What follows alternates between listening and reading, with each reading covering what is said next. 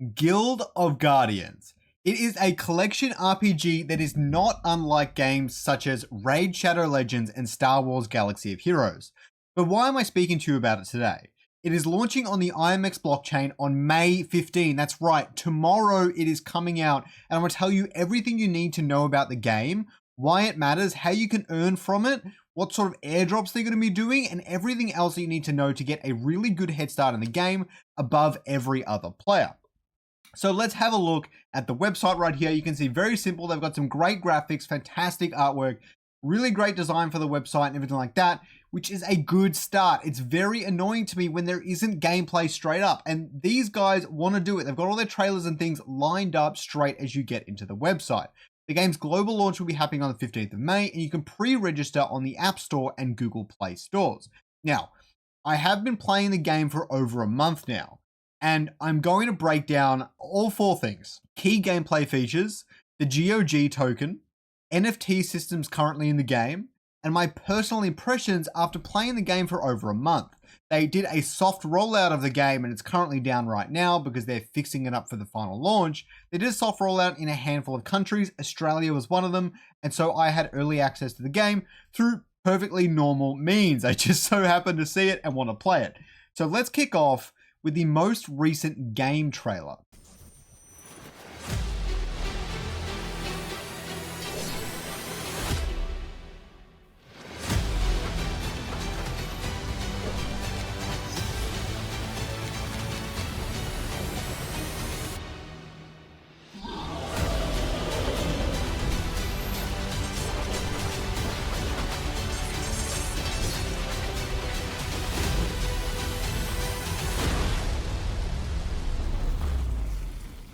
It actually looks pretty fun. Now, this is one of those games where it isn't for every single person on the planet. This is for a relatively niche cohort of people, although they're a large cohort of people that really love mobile games and really love gacha games, which is a lot of different people, but it's very different to what you might be used to when you're watching my channel.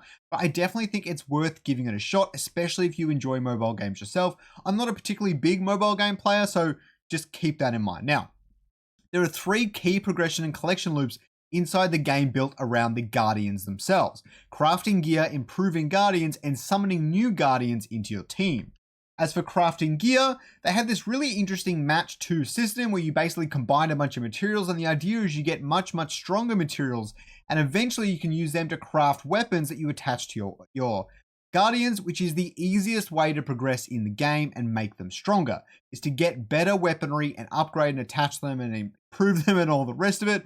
Ultimately, you gain energy for crafting slowly, so it makes sense to maximize only what you need to craft new gear. For example, you can see there are several workshops here. There's whatever the blue one is, I don't recognize it. This one here, these 2 bag things, they'll all give a different sort of gear, and you only have a certain amount of energy. So to produce all of these different materials, you need to really maximize what you want to do on that given day. You can also acquire extra workshops. You can see this person has quite a few, that allows you to make more materials in a specific area, and maybe you need gear for lots of mages or tanks in your squad.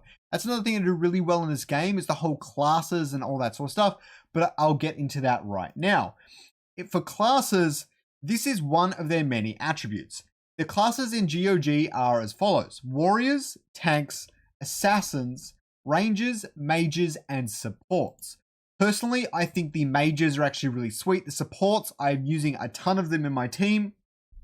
The rangers are pretty solid, and the tanks are very important. I haven't used a whole lot of the assassins or anything like that. I can't give you an opinion on what's best, but a balanced team is going to prevail in the end. Guardians can use the equipment of matching classes and attack based on their class. For example, a warrior attacks as a melee unit right at the front of your team, and a mage or a support will attack enemies at range. Also, assassins, I believe, will jump behind the enemy team, kind of auto-battler style in a lot of ways.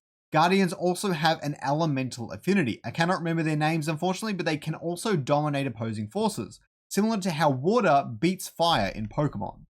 By putting lots of these in your squad, you will also get a whole range of other boosts in battle. For example, if you have lots of five fire guardians, then you could get an overall health and attack boost to your entire squad. So the next thing we've got is improving Guardians. As you can see here from this infographic from Tonin, you can do 4 things when it comes to improving your Guardians. You can level them up by simply feeding them EXP scrolls or participating in dungeons. They will naturally level up and gain EXP, which is capped based on your commander's level. You can enlighten them by fusing multiples of the same Guardian, and as you can see from this graphic, eventually you will need to use the faction ash to upgrade them instead. You can also equip and upgrade gear to them, as we explained just before, and you can level up their skills. I found this to be the hardest item to acquire in the game. You're going to acquire an item called Wisdom Scrolls. And essentially, if your Guardian has a skill level 1 and you want to go to level 2, you need to use these Wisdom Scrolls, and you can really scarcely get them from participating in the dungeons and from daily quests and things like that. So make sure you are maximizing them to the best of your ability. So we have another graphic from Tonin here, which is all about Radiant Guardians. These are Guardians that you can turn from in-game characters into NFTs so that they permanently live on the blockchain. I don't know exactly what it takes to do this, and I don't even think this was available during the beta. If it was, I missed it. But basically, you will take one of your Guardians, you will give it a bunch of radiant souls and all this other sort of stuff, and I think you pay a little bit of GOG token, and they will turn into an NFT. So I'm really looking forward. I have some really awesome characters in the game. I'm looking forward to doing that myself. They also have a random chance to spawn a cosmetic variation and can have buffed abilities and stats as well. So it would really benefit you to do this, not only so you can trade it later, but just so you can improve your team as a whole. The other thing we've got is summoning Guardians. Now, you can get a Guardian that is one of 4 rarities: common, uncommon, rare, epic, and legendary.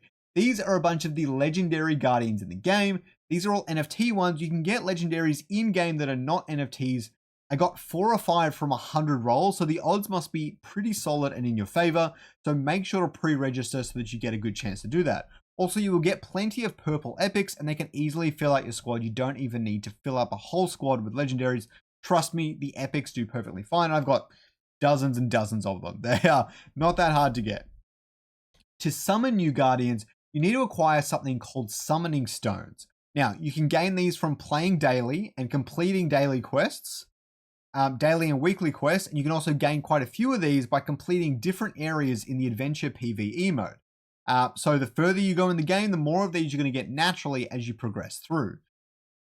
And that brings us to the Adventure mode, which is the core gameplay element of the entire Guild of Guardians loop. The Adventure mode is where you progress through your games and put your Guardians to the test. The stronger your team is, the further you will progress in this mode. You will slowly level up even if you're failing the missions. And so in this, you can see in the bottom right, there's 2 kinds of modes. There's Adventure, and Endless right here. And these are both a kind of adventure mode. Endless is more for rewards, and Adventure is more for progression and even bigger rewards depending on how you do in the mode. Basically, each dungeon has major rewards for the first clear and other rewards for repeating it later on. You can see all these on that screen. I couldn't find a screenshot of the screen for you. In each battle, you have a formation of 5 Guardians, but after level 20, you can also add more Guardians to your team. For example, at level 20, I have 6 Guardians. However, your formation will only have 5 in it. So if one of them dies during battle, you will have another one on the bench that you can add into the team. During battle, as they get up their energy, you can then cast their skills. After a few adventures, you can also set the game on 2x speed and auto mode, and after you beat 10 to 20 battles, depending on the adventure, you gain a large amount of rewards. Trust me, this is how I've gotten most of my summoning stones. To continue leveling up your Guardians, you first need to level up your Commander, which will just happen by going through all of these things, and just doing lots of adventures will help level up your Commander over time. So it's a little bit of a grind, but me personally, I really love that, and I know a lot of people really enjoy that. And I will get onto my impressions of the game because it is an all positive, all right? So the next thing we've got is the GOG token. The game, its NFTs, and the tokens are all present on the IMX ZKevm network. For all major Web3 components, it seems like GOG will be at its heart.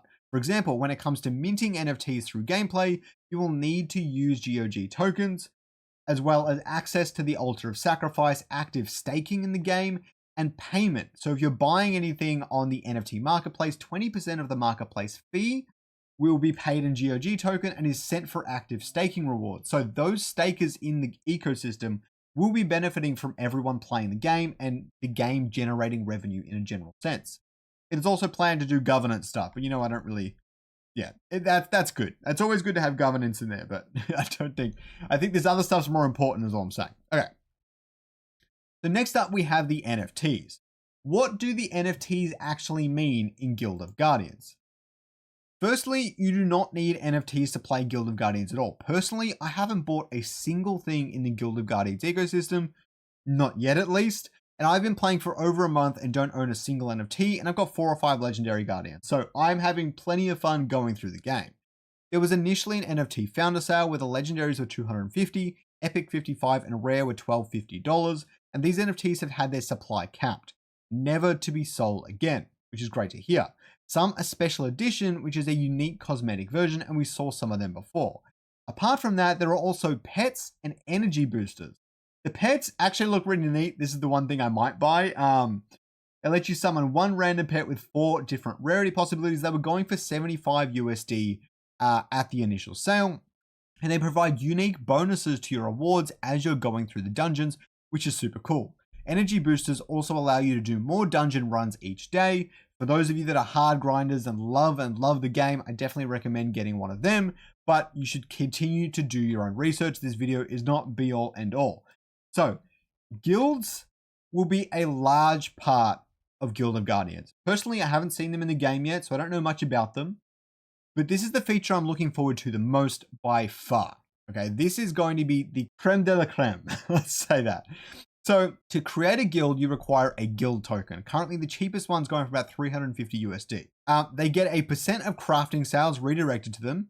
Remembering that crafting is a really big part of this game, is going to continue to become even bigger as the game progresses. And these ranged from $200 to $100,000 in the initial sale. And people did buy the Mythic Guild. So guilds are going to be absolutely huge. Guild leaders not only lead their team, but are also rewarded with every % of crafting sales, as I just said. And there are 4 tiers of guild. So if you want a guild that gets lots of percentage from crafting tokens, buy the higher tier ones. If you just want to own any guild, grab a warrior guild token. So next up, we've got the earning systems in Guild of Guardians. There will be weekly leaderboards in the game that will distribute both NFTs and GOG token. I suspect all the marketplace fees, NFT fees, minting NFTs, all the things that are GOG syncs for the game will go into this weekly leaderboard pool, or at least 20% of all the fees and everything like that. And that will be distributed based on leaderboards and how good you're doing in the game, similar to how the AFK Arena leaderboards kind of worked in AFK. And now we get to my thoughts on the game. And here is a really good graphic from Navik that explains all of this quite well. In the game, you select the dungeon and your squad, and you go into the dungeon node encounter and you get rewards and all the rest of it. And the next dungeon is unlocked. So eventually you can't beat it anymore. You upgrade all of your stuff, and then you go to the next dungeon and you keep rinse and repeating until you're done. Okay. Honestly, I quite enjoy it. I've had a lot of trouble playing it the past month or so because I've been playing it on a Samsung Galaxy A71, and it was like 3 frames per second. My phone could not run it very well. That is like a really, really bad phone. I think any mid-tier phone should have no issues at all. And I've got it on my new Asus ROG 8, which is having no problems at all. Let's put it that way. So how are my thoughts on it? It's relatively familiar gacha style, which I like because I actually really like Star Wars Galaxy of Heroes. We are slowly progressing your team, upgrading your guardians, and becoming more powerful. Personally, it's hard for me to judge it because I was playing on such a crappy phone, but I still managed to play quite a bit of the game, even without poor performance, which probably says more than you might think.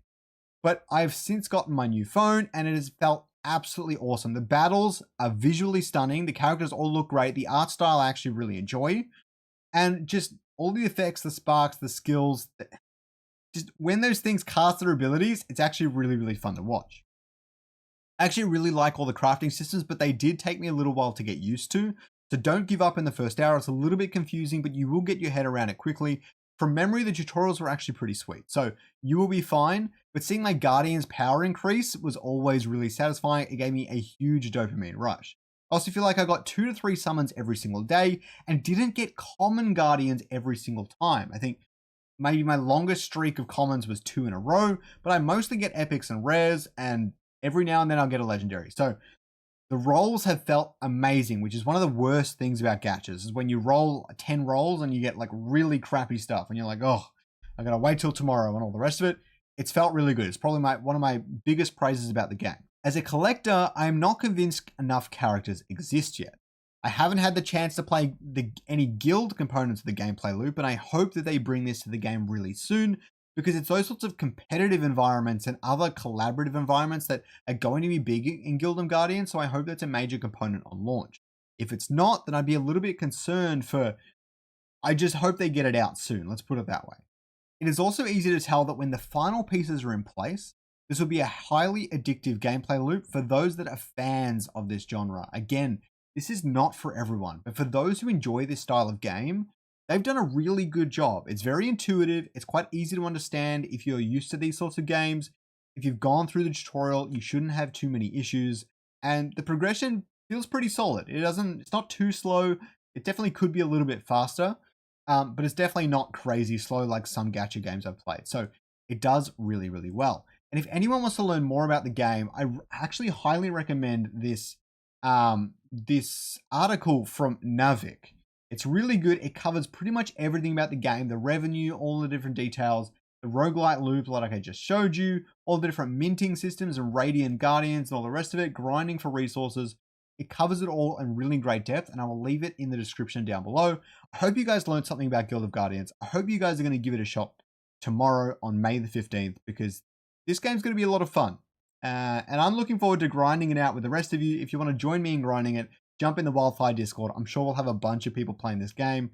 I know a lot of people in the Discord love mobile games, and if that's you as well, you're going to have a lot of fun with this one.